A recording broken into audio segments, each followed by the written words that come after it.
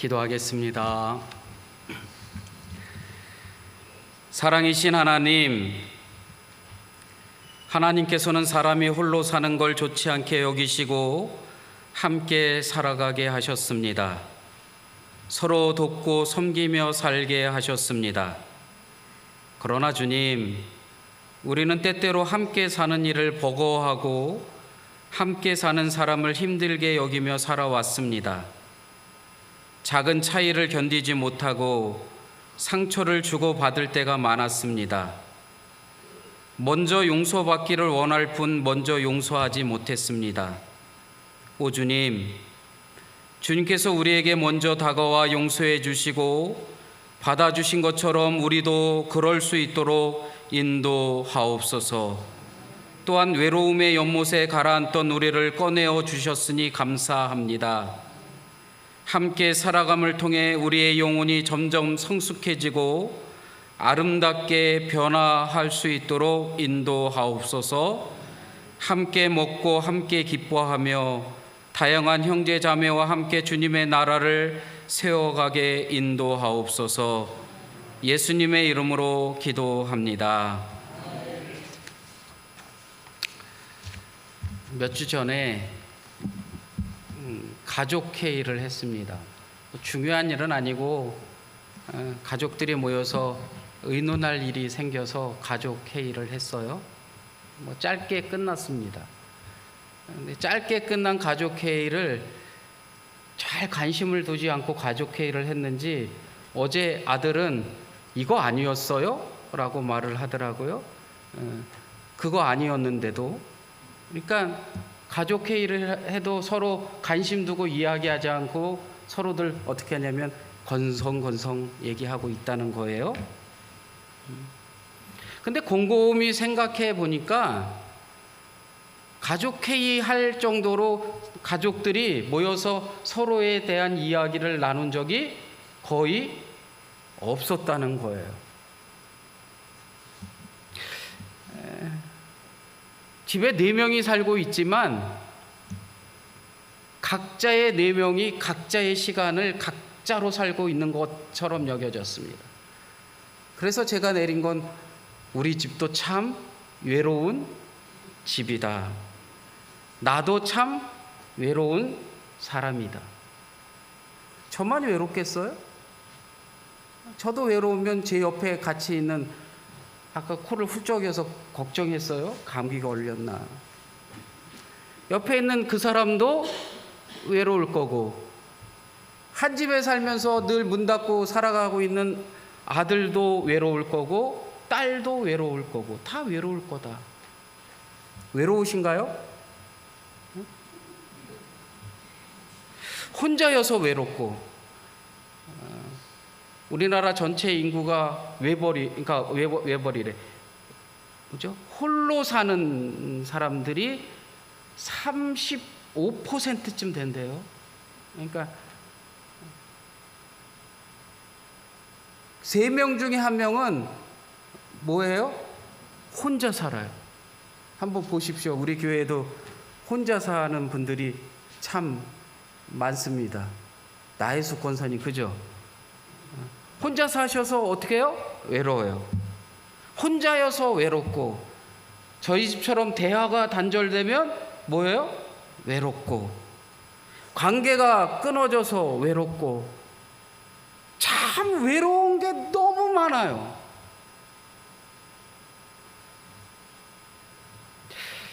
어긋나고 갈등이 생기고 하면 서로 만나서 부대끼고, 그래서 매듭이 풀어지고, 그래서 정도 쌓이고 그러면 좋을 텐데, 요즘은 오히려 어색한 자리 어떻게 해요? 피해버려요. 굳이 얼굴 안 보고 살으면 더 편한데 왜 얼굴을 봐야 할까? 그래서 만나는 것도 꺼려합니다.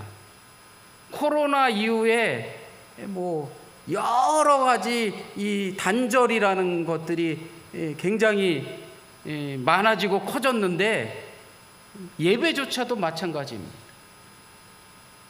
어느 교회 봤더니 교회 예배인 해가지고 하는데 뭐까지 쓰냐면 현장 10명, 동영상 35명. 야, 교인이 45명이에요. 동영상으로 들어왔다 나갔다 한 거 다 종합해서 교인 수를 하니까 너무 좋잖아요. 그런데 그래도 외로워요. 영국은 그래서 장관이 생겼는데 외로움부 장관이 생겼답니다. 외로움부 장관. 근데 앞으로 이런 쪽으로 계속 가지 않겠어요? 우리나라도 혼자 사는 분이 3명 중에 한 분은 다 혼자 살고 있다는데, 앞으로는 이쪽으로 더 크게 정부에서 신경 쓸 거고 그렇게 갈 겁니다. 일본은 고독을 대비해서 하는 그 공무원이 생겼대잖아요. 고독 담당.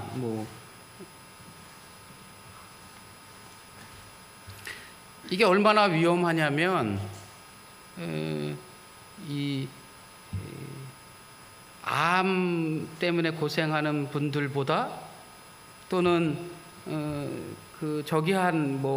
건강상의 무슨 확률로 가는 저처럼 그 혈압약 먹고 있는 사람들보다 더 위험하대요.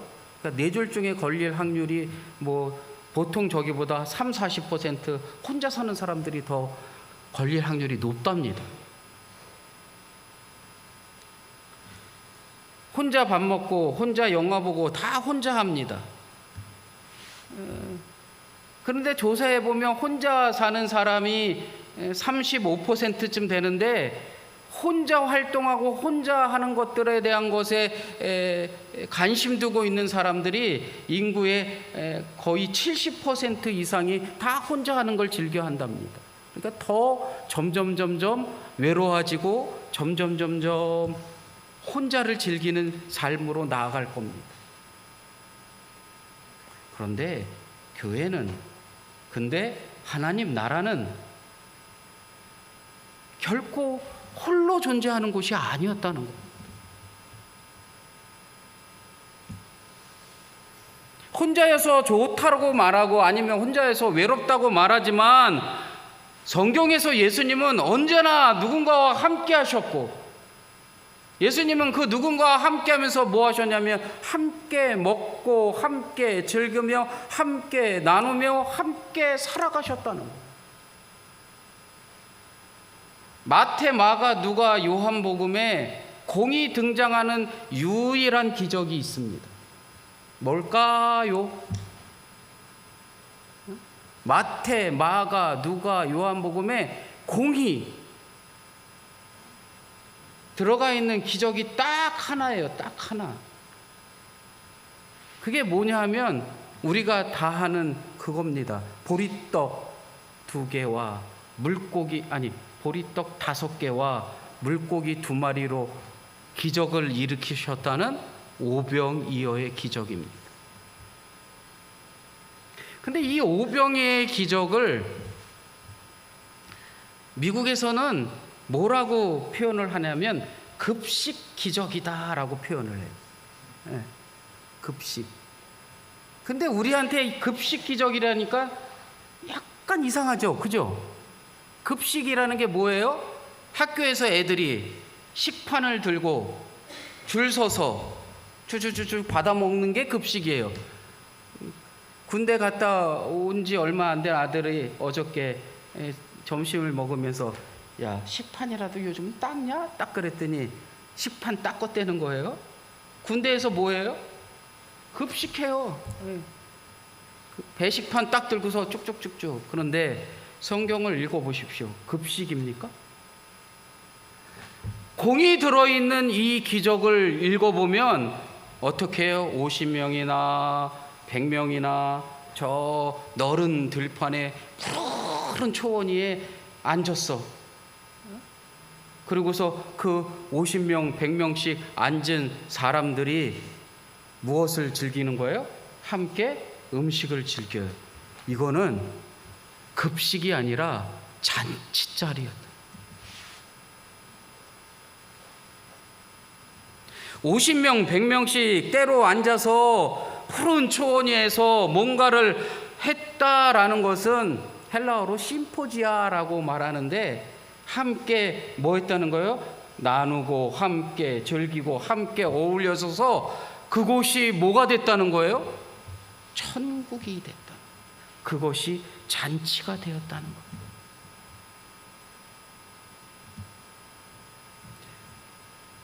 예수님의 기적은 단순히 줄 서서 먹어서 좀 자존심 상해라고 하는 그것을 하지 않게 하는 정도로 이루어진 게 아니라, 그 자리가 그 자체로서 뭐였냐면 하나의 축제의 자리였다는 거예요.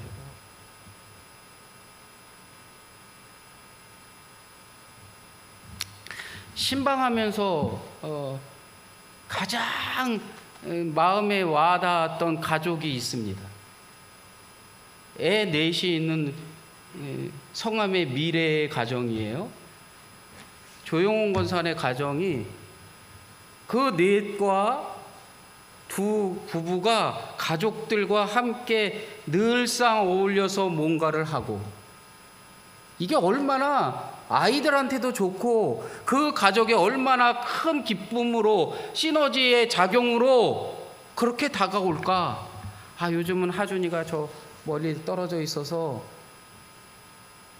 나머지들이 또 그러한 역할들을 하면서 기쁨을 누리지 않겠어요?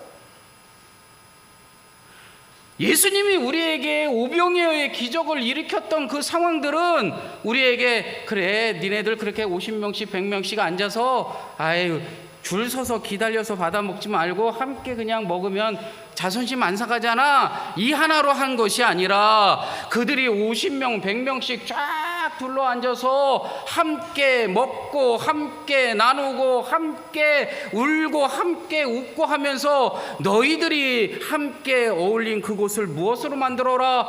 축제의 장으로 만들고, 그곳을 무엇으로 만들어라? 하나님의 나라 천국으로 만들라고 말씀하고 있다는 거예요.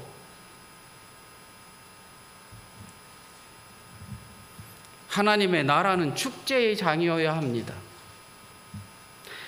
보잘것없이 보였던 떡 5개, 물고기 2마리가 축제의 식탁에 사용되어졌고, 사람들은 푸른 잔디 위에서 여유있게 대화를 나누고 한박 웃음이 터지고 아이들이 즐겁게 뛰노는 장면, 우리가 충분히 상상할 수 있는 그 일이 오병이어의 기적을 통해서 이루어지고 있다는 겁니다.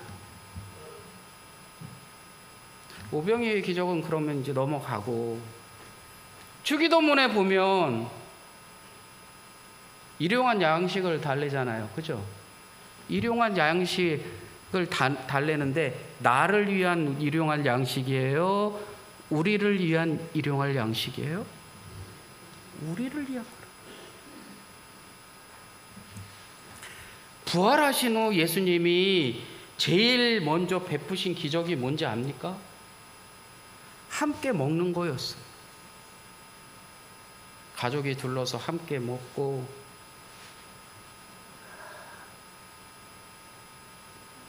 가족이 함께 한 상에 둘러서 밥 먹는 것도 쉽지 않은 세상이잖아요. 첫 번째 기적을 뭘로 말하고 있냐면, 가나의 혼인잔치의 기적이라고 말합니다.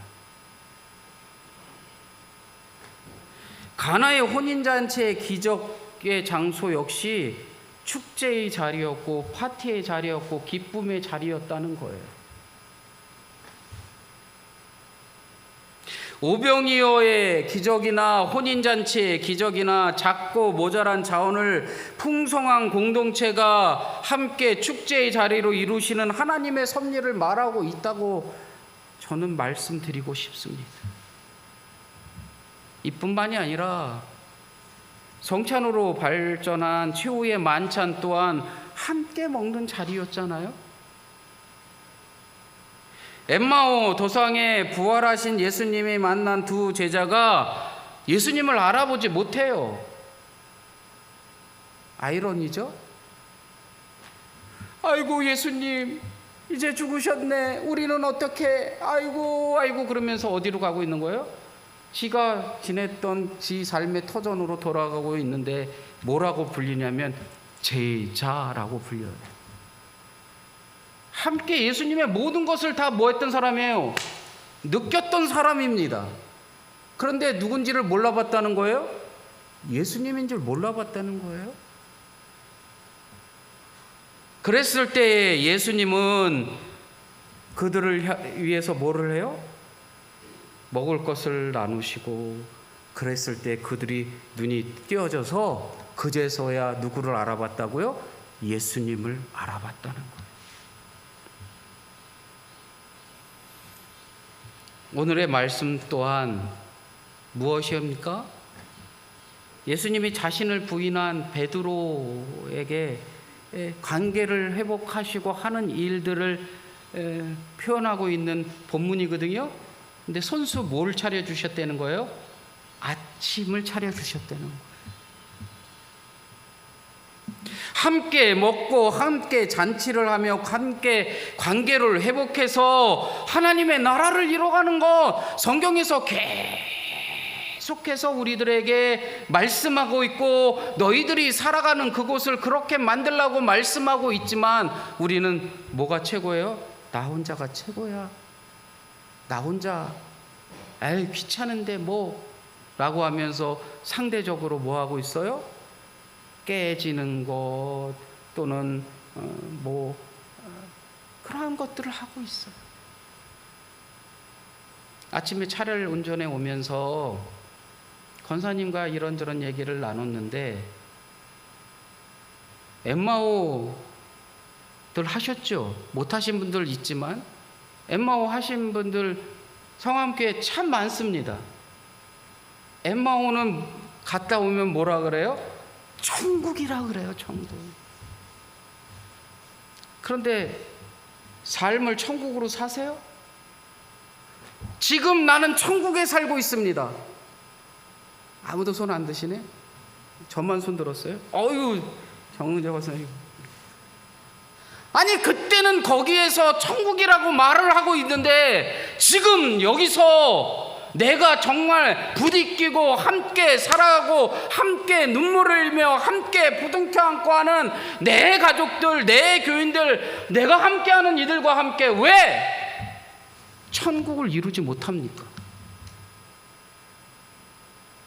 지금 여기서 예수님께서 분명하게 우리들에게 함께 나누고 함께 즐기고 함께 이루어가야 할 하나님의 나라를 그렇게 보이셨고 그렇게 살라고 말씀하셨는데 왜 우리는 지금 여기서 지옥을 살고 있단 말입니까?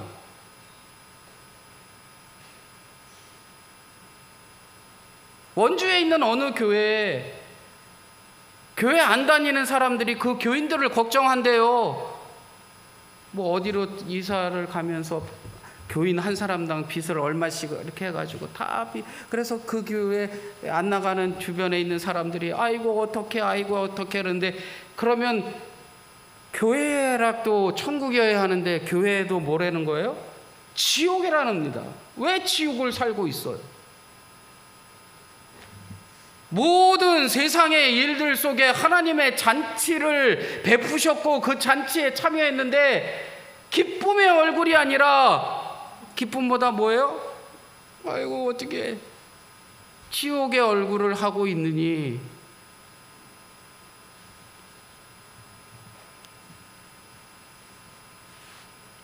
사랑하는 성도 여러분, 하나님이 주시는 은혜를 누리고 그 은혜를 함께 나누는 삶을 살기를 원한다면 내가 당신의 옆에 있어요 라고 하며 나를 어떻게 하는 거예요? 내 옆에 있는 그를 향하여 내어줄 수 있기를 간절히 원합니다. 그게 어린아이가 가지고 온 보리떡 5개와 물고기 2마리가 내어지는 거하고 다르지 않습니다. 그 보리떡 5개와 물고기 2마리가 드려져서 축제의 공동체의 장이 마련된 것처럼 나 여기 있어, 내가 기쁜 마음으로 나를 내어놓을게 하면서 내 어깨를 내어줬을 때 그곳이 바로 무슨 장이 되는 거예요? 축제의 당이 되는 겁니다. 사랑하는 성도 여러분, 우리는 좀 이 한상에서 좀 벗어났으면 좋겠어요. 하나는 뭐냐면 나 혼자 살 수 있다는 거, 나 혼자 잘 살아갈 수 있다는 그 환상을 좀 넘어갔으면 좋겠고, 나 혼자라는 그 상황 속에서 특별히 신앙인이라면 신앙은 나 혼자 하면 중요하지라고 하는 것에서 그 환상에서 좀 벗어날 수 있기를 원합니다. 서로를 의존해야 그곳이 기쁨의 터전이 될 수 있는 거야. 신앙은 내가 혼자 구원받는 거지 내가 누구 손잡고 같이 구원받을 수 없어. 그 환상에서 좀 벗어날 수 있기를 원합니다. 내가 내민 손 하나로 함께 엮여있는 모든 이들을 하나님의 나라로 이끌 수도 있을 것이고, 내가 내민 내 손으로 죽어가던 어떤 사람을 살려놓을 수 있으리라 믿습니다. 그 일들을 우리 성함의 가족들이 할 수 있기를 간절히 원합니다. 농사짓는 쌀이요, 그냥 훅 오지 않잖아요. 한병천 권사님 성한 삶의 고백에서 여러 가지 지금 가을 거지 하려고 씨 뿌려서 싹 올라오고 그냥 뿌려놓으면 끝나는 줄 알지만 아닙니다. 뭐 때에 맞는 뭐도 있어야 돼요. 물도 있어야 되고, 내렸지는 우리가 여름에 덥다 했는데 조은구 장로님 말씀으로는 평균 31도 이상의 기온이 며칠간 지속돼야지만 나달이 영글어서 우리가 얻어들일 수 있다는 거예요. 적절한 기후도 필요하죠. 그것뿐입니까? 그것을 베고 걷어들여서 또 빻고 해야지만 우리에게 한 톨의 쌀알로 돌아오는 것처럼 모든 게 다 어떻게 되어 있어요? 관계되어져 있습니다. 혼자 살 수 있지 않습니다. 믿음의 손길로 내 손을 내어줬을 때 그 손길을 통하여 누군가에게 힘이 되어지고 누군가에게 살아날 수 있는 무엇인가가 될 수 있음을 잊지 마시고, 우리 성함 가족들은 기쁜 마음으로 손을 내밀 수 있는 믿음의 성도들이 될 수 있기를 간절히 원합니다. 또 다른 하나는 뭐냐면 영양만 공급되면 살 수 있다는 환상에서 좀 벗어났으면 좋겠어요. 신앙도 마찬가지입니다. 그냥 영양 무엇인가 하나만 나에게 되어지면 내가 신앙으로 살 수 있겠지라고 말합니다. 성경에는요, 사람이 떡으로만 살지 않는다라고 말하고 있어요. 필요한 영양소만 있으면 되지, 신앙도 내가 요만큼만 하면 되지 라는 그 환상에서 좀 벗어날 수 있었으면 좋겠습니다. 성덕선을 아시는지요? 누군지 모르시죠? 성덕선. 저는 압니다. 성덕선이라는 그 18살 여학생이 주인공으로 등장했던 드라마입니다. 응답하라 1988 아시네요? 거기에 보면 뭐에 굉장히 관심 두냐면 먹는 거, 그죠? 야, 등장하는 음식이 어마무시합니다.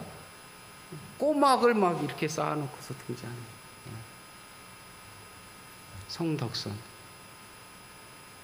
요즘도 그 드라마 재방하고 그러면 가끔 봅니다.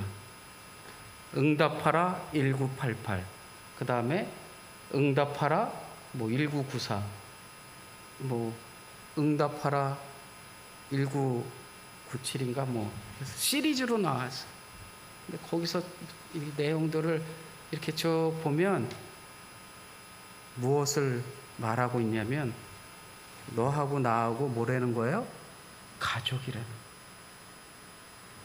우리 가족 여기, 우리 가족 여기, 우리 가족 여기, 몇 가족, 그냥 가족이 아니라 우리 가족과 니네 가족이 모여서 무슨 가족? 한 가족. 그 다음에 거기 쌍문동 몇 번지에 살고 있는 사람들이 서로 관계를 형성하면서 모두가 뭐가 되는 거예요? 가족이 되는 거예요. 우리가 이렇게 말합니다. 성함? 대답들을 안 하시네. 성함 가족이라고 말하잖아요. 그러면 어디를 넘어서야 되는 거예요? 나를 넘어서야지 가족이 되죠. 내 누구, 내 요것을 넘어서야 가족이 됩니다. 우리가 꿈꾸는 성함 가족은 뭐냐면 요 안을 넘어서 훌쩍 여기까지, 또 여기서 훌쩍 저기까지 나가는 겁니다. 스트레칭이라는 거 아시죠? 스트레칭. 몸 찌뿌다 하면 해가지고 이렇게 해가지고 늘리는 거잖아요. 몸을 늘리고 하는 게 스트레칭입니다. 운동하기 전에 몸을 풀고 하는 게 다 스트레칭이에요. 관계의 스트레칭이 필요하지 않겠어요? 늘상 안쪽으로 움직이는 팔을 바깥으로 빼서 움직여서 스트레칭을 해줘서. 관계의 스트레칭은요, 무슨 스트레칭이 되냐면 영혼의 스트레칭이 될 수 있습니다. 이 영혼의 스트레칭은 뭐가 될 수 있냐면 내 신앙, 내 삶을 어떻게 하는 거예요? 좀 반대로 움직여서 무엇인가를 할 수 있는 삶으로 나아가는 것 아니겠어요? 교회는 단순한 모임이 아닌 축제의 장이어야 합니다. 엠마오 가서 느꼈던 하나님의 나라, 엠마오 가서 느꼈던 그 천국 같은 것이 어디에서 이루어져야 하냐면 교회에서 이루어져야 합니다. 그 교회에서 이루어지는 축제의 장은 그곳에서 함께 나누고 함께 누려가는 성도들이 무엇으로 여겨야 하냐면 천국으로 여겨야 합니다. 그러하기 위해서는 우리가 늘상 말버릇처럼 하는 성함 가족, 그것을 진정 우리의 공동체 안에 함께 만들어 누려야 하는 것이어야 합니다. 사랑하는 성도 여러분, 일상에서 냄비 하나, 떡 한 조각 함께 나누고 함께 하면 그것이 천국이 되고 거기서 기쁨이 되잖아요. 우리 교우들 서로 간에 내 신앙의 폭을 또는 내 삶의 모든 것들을 함께 이렇게 드리어줘서 서로에게 나눌 수 있는 믿음의 성도들이 될 수 있기를 간절히 원합니다. 실족하고 그 다음에 예수님을 부인하고 도망치고 했던 베드로에게 아침밥을 먹이시면서 예수님이 이렇게 말씀하셨을 거예요. 다 이해해. 걱정하지 마. 이거 먹고 힘내.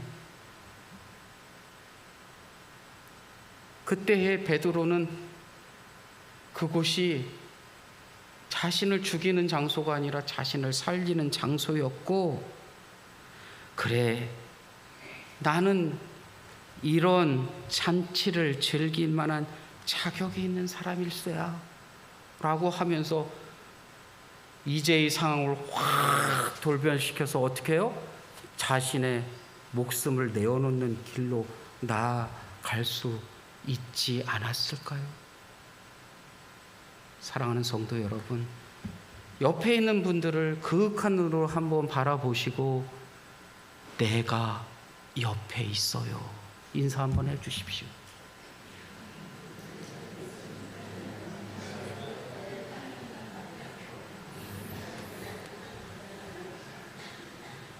별것 아닌 이 한마디, 내가 옆에 있어요, 이 한마디가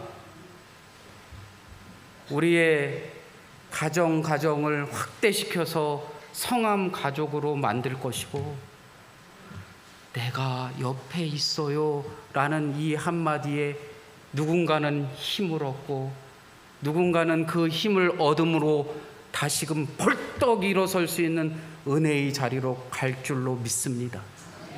사랑하는 성함 가족 여러분, 지금 여기서 하나님의 나라를 이루고 천국을 이뤄 나가시는데 내 손을 붙잡고 함께 나아갑시다.